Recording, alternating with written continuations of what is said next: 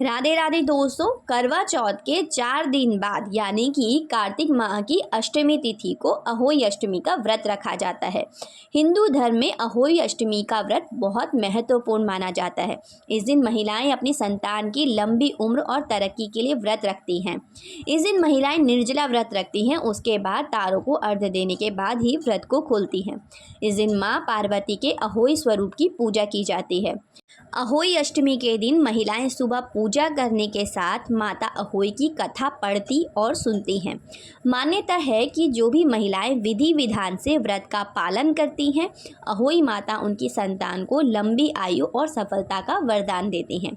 आइए जानते हैं अहोई अष्टमी की पूजा का शुभ मुहूर्त क्या है।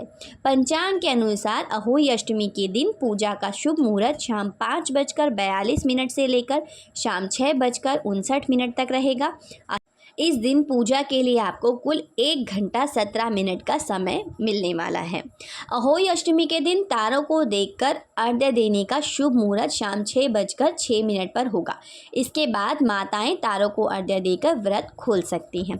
आइए जानते हैं अहोई अष्टमी की व्रत कथा।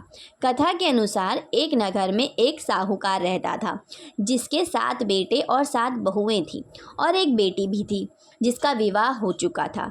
दिवाली के दिन वह मायके आई हुई थी।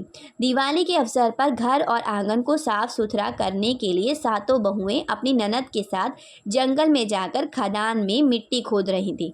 जंगल में साहूकार की बेटी जिस जगह पर मिट्टी खोद रही थी, वहां पर स्याहू यानी साही अपने बेटों के साथ रहती थी। मिट्टी काटते समय साहूकार की बेटी की खुरपी से स्याहू का एक बच्चा मर गया। इससे स्याहू माता बहुत नाराज हो गई और बोली, मैं तेरी कोख बांधूंगी। उसकी बात सुनकर साहूकार की बेटी डर जाती है। वो अपनी सभी भाभियों से एक एक करके कहती है कि वो उसके बदले अपनी कोख बंधवा लें, लेकिन सभी भाभियों ने अपनी कोख बंधवाने से इनकार कर दिया। लेकिन छोटी भाभी सोचती है कि अगर मैंने अपनी कोख नहीं बंधवाई तो सासू जी नाराज़ हो जाएंगे। ये सोचकर ननद के बदले में छोटी भाभी ने अपनी कोख बंधवा ली। इस घटना के कुछ समय बाद जब उसकी छोटी भाभी के बच्चे होते तो वो 7 दिन बाद मर जाते। ऐसे करके उसके 7 संतानों की मृत्यु हो गई।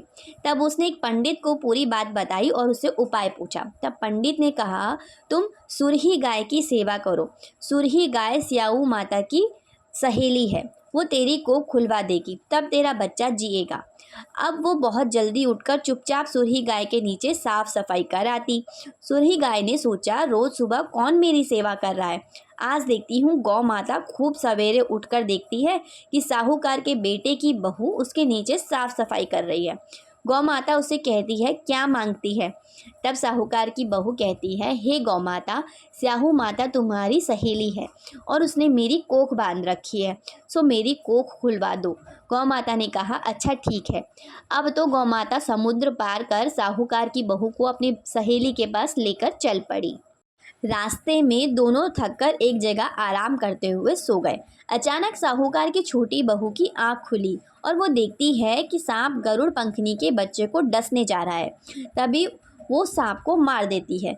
इतने समय में गरुड़ पंखनी वहां आ जाती है, पर वहां खून देखकर वो क्रोधित हो जाती है। उसे लगता है कि साहूकार की छोटी बहू ने उसके बच्चे को मार डाला है। इस पर वो उसे चोंच से मारने लगती है। इस पर छोटी बहू उससे कहती है, अरे तुम्हारे बच्चे की जान बचाई है मैंने। ये बात सुनकर वो खुश हो जाती है। छोटी बहू और सुनहरी गाय के उद्देश्य को जानकर गरुड़ पंखनी उन दोनों को स्याहू माता के पास ले जाती है। साहूकार की छोटी बहू के काम से स्याहू माता प्रसन्न होती है और उसे 7 बेटे और 7 बहू होने का आशीर्वाद देती हैं। स्याहू के आशीर्वाद से साहूकार की छोटी बहू को 7 बेटे होते हैं और कुछ समय बाद उनकी शादी होती है। इस प्रकार से साहूकार की छोटी बहू 7 बेटे और 7 बहुओं को पाकर खुशी खुशी अपना जीवन बिताती है।